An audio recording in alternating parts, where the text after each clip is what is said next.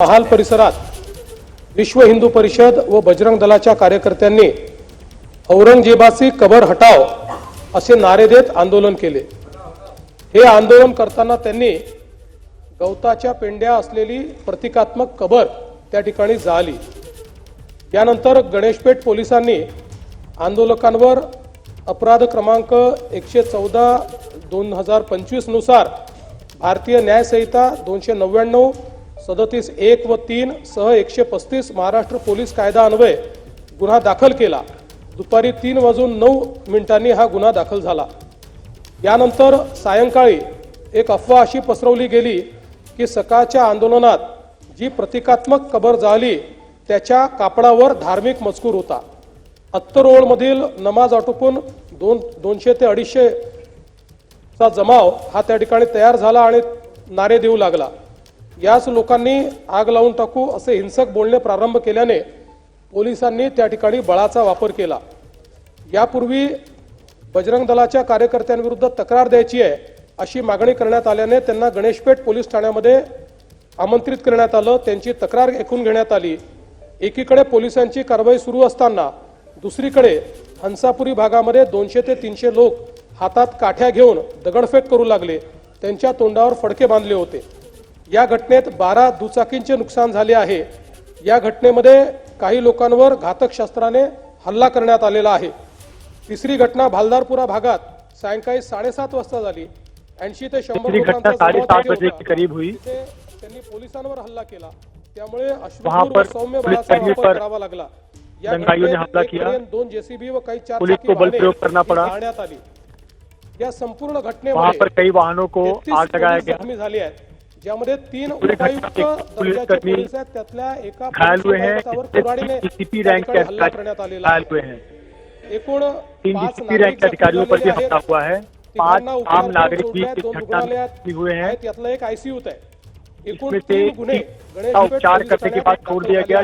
2 ICU में है। 2 गुन्हे दाखल करण्याची प्रक्रिया 2 का उपचार चल रहा है। 1 11 पोलीस ठाण्याच्या 1 का उपचार आईसीयू में चल रहा है। लागू करण्यात आलेली आहे।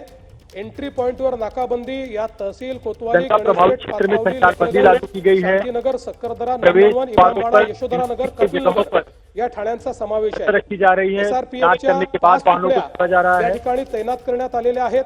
राज्याच्या पोलीस महासंचालकांनी तैनात किया गया है। एसपी यांची व्हीसी घेऊन राज्यभर कायदा आणि सुव्यवस्था राखण्याचे निर्देश दिलेले आहेत। डीजी ने महोदय राज्य के सभी कमिश्नर और एक बैठक लेकर तर सकाळची एक कानून और सुव्यवस्था बनाने की बात कही है। पूर्णपणे शांतता बरकरार रखने की बात कही है। त्यानंतर मात्र संध्याकाळी काही लोकांनी जाणीवपूर्वक अशा प्रकारचा दिन में जब आंदोलन हुआ था तो ये काफी शांति थी, जवळपास लेकिन एक शाम ट्रॉली को भरून एक ट्रॉली भरून त्या ठिकाणी दगड मिळालेले आहेत। शाम को कुछ लोगों ने इसे हिंसक रूप दिया और एक ट्रॉली भरकर जमा करून ठेवलेले दगड हे आपल्याला पाहायला मिळाले। शस्त्र से देखील मोठ्या प्रमाणात त्या ठिकाणी होते। ते शस्त्र लेकर करण्यात आलेले हथियारबंद वाहनांची दंगाई वहां पर पहुंचे हुए थे। झालेली आहे आणि ठरवून काही ठराविक घरांना काही ठराविक स्थापनांना त्या ठिकाणी लक्ष्य करण्यात आलेलं आहे। चुन चुन के घरों और दुकानों को निशाना बनाया गया। झालेले आहेत आणि सीपी रैंक के अधिकारी इस घटना में घायल हुए हैं। तर थेट कुऱ्हाडी विवाद हा त्या ठिकाणी करण्यात एक आलेला व्यक्ति आहे। पर कुल्हाड़ी से हमला हुआ है। याच्यामध्ये काही ना काही एक प्रकारे काही लोकांचा सुनियोजित पॅटर्न हा देखील त्या ठिकाणी दिसतो आहे। कुछ लोगों का अशा लोकांना सुनियोजित तरीके से किया गया ये कारवाई ही केलीच जाईल। कुठल्याही परिस्थितीमध्ये कायदा आणि सुव्यवस्था हाती घेण्याची कोणालाही परवानगी या ठिकाणी देण्यात येणार नाही। आणि मी एक गोष्ट स्पष्टपणे सांगतो, पोलिसांवर ज्यांनी हल्ला केला असेल त्यांना काय झालं तरी सोडलं जाणार नाही। पोलिसांवरचा हल्ला सहन केला जाणार नाही। पोलीस शांतता प्रस्थापित करत होते, अशा वेळी पोलिसांवर केलेला हल्ला अतिशय चुकीचा आहे। अध्यक्ष महोदय, खरं म्हणजे महाराष्ट्रामध्ये कायदा आणि सुव्यवस्था शांतता राखणं आपल्या सगळ्यांची जबाबदारी। महाराष्ट्र में शांति बरकरार रखना, कानून व्यवस्था बरकरार रखना ये हमारी जिम्मेदारी है। या सर्व जनतेला ही विनंती करू इच्छितो की महाराष्ट्र की सभी जनता को मैं विनंती करता हूं कि सभी समाज के धार्मिक त्योहार इस समय चल रहे हैं। सगळ्यांनी संयम ठेवला पाहिजे। कोणीही संयम ऐसी परिस्थिति में सभी को संयम रखना चाहिए। शांतता कशी राखता किसी को भी कानून व्यवस्था राखता येईल अशा प्रकारचा प्रयत्न हा सर्वांनी करावा। कानून हाथ में लेने का अधिकार किसी को नहीं है। मी अपील करतो, खरं म्हणजे आज महाराष्ट्रामध्ये विशेषतः म्हणजे मी कुठल्या सिनेमाला दोष देत नाहीये, खरं म्हणजे छावा या चित्रपटाने छत्रपती संभाजी महाराजांचा मैं खरा किस इतिहास फिल्म को दोष आपल्यासमोर नहीं दे रहा हूँ, आणला. लेकिन पण इस समय महाराष्ट्र में छावा त्यानंतर फिल्म ने छत्रपति संभाजी महाराज की असली तस्वीर समाज के सामने लाई लोकांच्या है। भावना देखील खूप मोठ्या प्रमाणात त्या ठिकाणी एक प्रकारे लोगों की भावना भी प्रज्वलित झालेल्या आहेत. प्रज्वलित हुई है।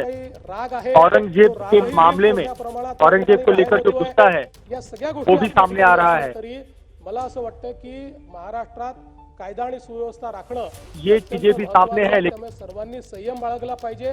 महाराष्ट्र एक प्रगतिशील राज्य आहे. या राज्यामध्ये मोठ्या प्रमाणात इन्व्हेस्टमेंट येत आहे. या ठिकाणची कायदा सुव्यवस्था इथली सगळी जी काही सामाजिक घडी आहे ही जर योग्य प्रकारे राहिली तर मला असं वाटतं की आज ज्या प्रगतीकडे आपण चाललोय बेहतर त्या स्थिति दिशेने हमें जाण्यास रहनी आपल्याला चाहिए। अधिक मदत होईल. आणि म्हणून निश्चितपणे कायदा आणि सुव्यवस्था राखण्याकरता, शांतता राखण्याकरता मी आव्हान करतो. आणि त्यासोबत कानून व्यवस्था ही देखील बरकरार चेतावणी रखे देतो ताकि की कोणीही या ठिकाणी जर